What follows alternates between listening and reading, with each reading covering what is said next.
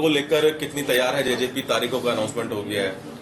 पूरी तौर पर तैयार है और 1 तारीख से पहले पीएसी की बैठक बुलाकर जो हमारे कैंडिडेट्स की लिस्ट है उसको फाइनलाइज भी कर लेंगे और उसको पब्लिक डोमेन में भी देने का काम करेंगे। हमारा उद्देश्य प्रदेश को कैसे प्रोग्रेसिव तरीके से आगे बढ़ाया जाए उसको देखते हुए कैसे आगे बढ़ना है। युवाओं के लिए, छात्रों के लिए इंसो के स्थापना दिवस पर पार्टी ने 10 घोषणाएं करी है, जिसमें एक बहुत बड़ी घोषणा है कि अग्निवीर जो वापस आएंगे वो सिपाही से अफसर कैसे बने, उसके लिए हायर एजुकेशन चाहे वो पीएचडी तक करना चाहे उसका सारा कॉस्ट स्टेट बेयर करे। इसी तरीके से अब महिलाओं का, किसानों का, छोटे दुकानदारों का जल्द पार्टी की जो कोर कमेटी है वो वर्किंग करके उन घोषणाओं को भी लेकर जनता के बीच में आने का काम करें। मैं मानता हूँ पिछली बार रविदास मंदिर हो, 75% रोजगार में कानून हो, 50% महिलाओं को पंचायत में हिस्सेदारी हो, 8% बैकवर्ड ए को हिस्सेदारी हो, जो पार्टी ने घोषणाएं करी उनको अचीव भी किया और आगे भी संगठन के साथी जो घोषणाएं करेंगे उनको मजबूती के साथ हम जनता के बीच में लेकर चलेंगे। जनता के विश्वास के साथ आने वाले समय में पूरा करने का काम करेंगे। सर, आपने कांग्रेस को एक मैसेज दिया कि भूपेंद्र सिंह हुड्डा जो राज्यसभा उम्मीदवार है उसके नाम का अनाउंसमेंट कर दे, लेकिन उसके पलटवार में उन्होंने कहा कि क्योंकि उनके पास मेजोरिटी नहीं है और आप भी ये बात जानते हैं, इसी वजह से आप ये बात कह रहे हैं। मेरे पास तो अगर 10 विधायक आज होते तो मैं नॉमिनेशन आपका भरवा देता। भूपेंद्र हुड्डा के पास तो आज भी 30 विधायक है, डरता क्यों है? मैदान है, मैदान में तो लड़ने वाले की जीत होती है, लड़ोगे नहीं, हथियार गिर दोगे, जीत कैसे हो? मैं तो ये बोलता हूँ अभी भी हमारे पास 16 घंटे है, हिम्मत दिखाए। अगर वो रात को भी हिम्मत दिखाएंगे, कल सुबह मैं स्पीकर ऑफिस में उनके साथ बैठकर साइन करूँ। वो तो हिम्मत ही नहीं दिखा सकते, डरते हैं। और ये डर आज का नहीं है, 10 साल का। आप देखना आगे जब टिकटों का बंटवारा होगा वो डर वहां भी दिखेगा। सर, जो विधायक पार्टी छोड़ गए हैं जेजेपी के, क्या किसी पार्टी के संपर्क में है या कोई?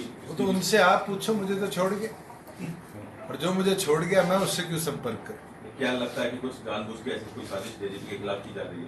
देखिए, साजिश हो, उनकी इच्छा हो, उनके स्वार्थ हो, उस पर तो बेहतर वो बता पाएंगे। पार्टी ने मान सम्मान में कोई कमी नहीं छोड़ी और आने वाले भविष्य में भी कोई उनको ना दे पाएगा। अभी जेजेपी की क्या प्लानिंग है? हरियाणा को लेकर के गठबंधन की चर्चाएं तो थी, उसको लेकर भी स्पष्ट नहीं है। 90 विधानसभा में किस तरीके से आप देखते हैं? 90 हल्का प्रधान घोषित कर दिए हैं। 90 के 90 विधानसभा पर हल्का प्रधान अपनी कार्यकारिणियों के साथ काम शुरू कर चुके हैं और जल्द 90 सीटों पर जो पार्टी के चुनाव लड़ने वाले साथी हैं उनकी भी इनपुट हमारे पास आ जाएगी। हाँ, अलायंस के अंदर अगर कोई एक ऐसा साथी या 2 साथी या 3 साथी हमारे साथ आते हैं जो प्रदेश को कैसे स्टेबिलिटी दे पाएंगे, कैसे हम आगे अच्छी सरकार चला पाएंगे, वो सोच को रखते हैं तो जरूर उस पर भी विचार।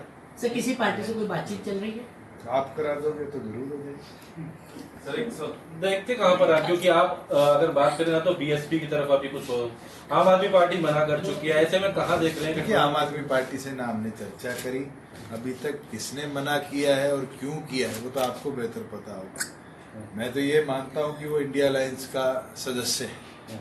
अभी तो उनको तय करना है कि वो कांग्रेस से अलग होकर चुनाव लड़ेगी या नहीं लड़ेगी। अलग होगी तो जरूर चर्चा करेगी, अगर वो कांग्रेस के साथ लड़ेगी तो हमारे साथ उनके चर्चा करने का तो कोई औचित्य नहीं बनता। आम आदमी अगर पहल करती तो आप लोग तैयार हैं इस पर? करेगी तो जरूर चर्चा करेगी। चर्चा कर अगर हमारे दोनों का या कोई तीसरा, चौथा, पांचवा मिला के कोई सहमति बनेगी तो व्हाई नॉट। मगर आज के दिन शायद जननायक जनता पार्टी ने ना उस डायरेक्शन में सोचा है, ना हम सोचेंगे। हम अपना 90 का टारगेट लेकर चल रहे हैं। अगर हमारे साथ कोई नहीं होगा तो सबसे युवा कैंडिडेट्स प्रदेश में उतारेंगे। क्या पता ऐसी जो सीट है जहां हम 3rd आए उसको 5 साल बाद तो हम फर्स्ट में कन्वर्ट कर सकते हैं। और हमने पीछे भी देखा है, आगे भी देखेंगे। इस बार लोकसभा में हमने 5 कैंडिडेट युवा उतारे थे। मुझे खुशी है कि 5 साल बाद के लिए तो लोकसभा के तैयारी कर फर्स्ट सेकंड पोजीशन की लड़ाई लड़ेगी। 2019 में जेजेपी एक किंग मेकर की भूमिका में रही थी, 2024 में किस तरह से देखते हैं सरकार मैं तो बनाए? आज भी कहता हूँ और 19 में भी कहता था, ताला हम ही खोलेंगे। एक मैनिफेस्टो जो आपने रखा था 5100 पेंशन, 75% नौकरी, प्रयास करा, आगे बढ़े, सफल पूरी तरीके से नहीं हुआ, क्या उसको दोबारा से लेकर चलने वाले हैं? दीपक, 3000 बुढ़ापा पेंशन किसी और प्रदेश में हो तो 75% का कानून लाके, ऐसे तो प्रधानमंत्री ने भी जुडिशियल कैसे कोलिजियम बने कानून लाया था, कोर्ट ने स्टे करा।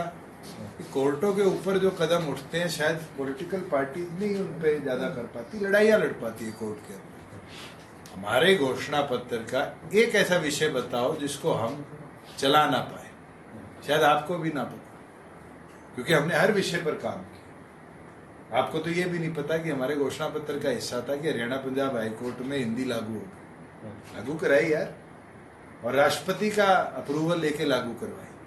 पंचायती राज में 50% महिलाओं को आरक्षण देने का जो कानून था हमने लागू कराया। लाल डोरा मुक्त हरियाणा बनाने का कदम हमने उठाया, आज प्रधानमंत्री ने 8 और प्रदेशों में लागू किया। डिजिटल लाइब्रेरी गांव में बने, ये किसका सपना था? हमारा था। 1200 डिजिटल लाइब्रेरी निर्माणाधीन है, 100 से ऊपर डिजिटल लाइब्रेरी आज प्रदेश में चल रही है। स्पोर्ट्स के जो हमारे युवा हैं उनकी डाइट 150 से 400 रुपए हमने करवाई और उसको 1000 भी आगे हम करेंगे।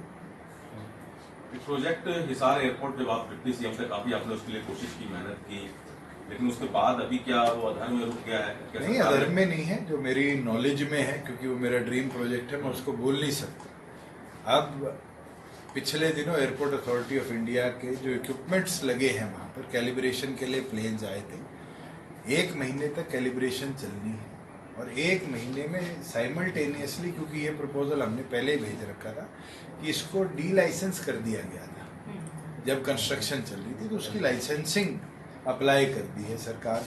उद्देश्य प्रदेश को कैसे प्रोग्रेसिव तरीके से आगे बढ़ाया जाए, उसको देखते हुए कैसे आगे बढ़ना है।